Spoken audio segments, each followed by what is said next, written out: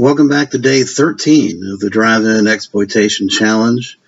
Got in 5 films today. I stayed home. I wasn't feeling too good. Stayed home from work, so managed to vegetate a little bit and get some movies in. First up was the full moon release of Blue Rita. Now I did a separate review of this, so I'm not going to cover the film in detail, but I have to admit that this is one of the better, if you want to label this as softcore porn, as a subgenre of Franco's films, if you want to categorize it, I guess that's fair enough, but it's more than that. It's an excellent piece of cinema and ahead of its time, I think, so I highly recommend that you give this a fair shot. I talk about it more in Franco Fridays, so I'll leave it at that. Next up is a childhood favorite. Saw this at the theater when I was a kid, and that is At the Earth's Core. This is an Amicus film with Peter Cushing and Carolyn Monroe. And, this is a fun little film. If you like kaiju type stuff, as long as you don't mind guys in suits walking around in monster suits, it's a fun movie, and I enjoyed it tremendously. It's the magic of it is, as a child, is different from when you're an adult, obviously. But when these kind of films hit you and resonate with you as a child or a young teenager, it has almost the same effect as an adult. You just, you're able to go back and put yourself in that context again. So I really liked it. Doug McClure is in this as kind of the lead man and the love interest, and he's good in this. So yeah, At the Earth's Core, and it's a fast-paced film. They are drilling into the Earth maybe 90 seconds into this film. They don't waste any time, so it's not a boring film at all. Another hit, an excellent film, is the 70s film Psychic Killer. This was great. Loved this film. And this release from Vinegar Syndrome is awesome. Great interviews. Interesting film. Interesting concept. You've got a guy that basically is committing murders solely through mind control, the power of mind control.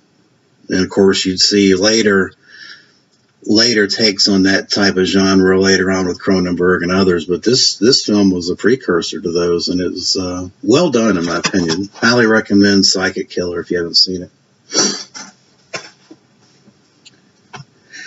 Next up, I watched the shameless Blu-ray release of Michael Savoy's The Sect.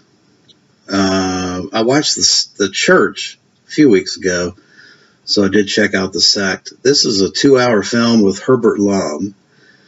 And I think it's significantly better than The Church, mainly because of Herbert Lom. I think Herbert Lom increased the value of the proceedings significantly with his presence.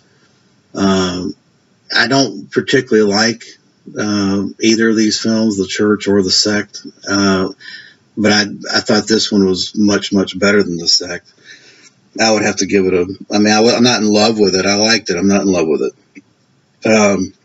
It's kind of a takeoff on Rosemary's Baby, or an inspiration of Rosemary's Baby.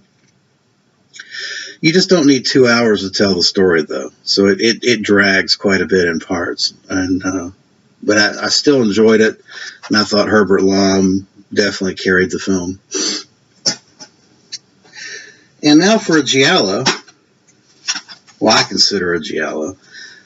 This is Paul Naschy's attempt to pay a homage to the giallo, Dario Argento, and that is Blue Eyes of the Broken Doll, which was released by Sam Sherman as House of the Psychotic Women back in the 70s. This is a really interesting Spanish giallo murder mystery, and Paul Naschy plays a ex-con that goes to work at this house of basically all these women live there, and they all have their own issues, a variety of issues. One's in a wheelchair, one's got a screwed up arm, there's just a host of issues that make all these people red herrings for who's committing the murder. And the murders are pretty brutal, and as is to be expected with many Giallo films. You do get a series of brutal murders and a crazy twist ending that I didn't see it coming, and I suspect many of you won't either. I mean, it's as soon as I will say this, was for every person I thought, well, that's probably the person, they would get bumped off. We'd move to the next one. So the surprise factor in this film was pretty high, at least for me. And I watched it pretty carefully. I enjoyed the hell out of it. I thought it was a great movie. There's a commentary track on this. It's with Paul Naschy and the director, which I thought was interesting. And some liner notes in this release. This is an old DVD, but there's some liner notes that came with the film as well. So yeah, that was day 13. Pretty good day. I don't have a complaint about any of those films. So good day of viewing. Appreciate you watching. Thanks.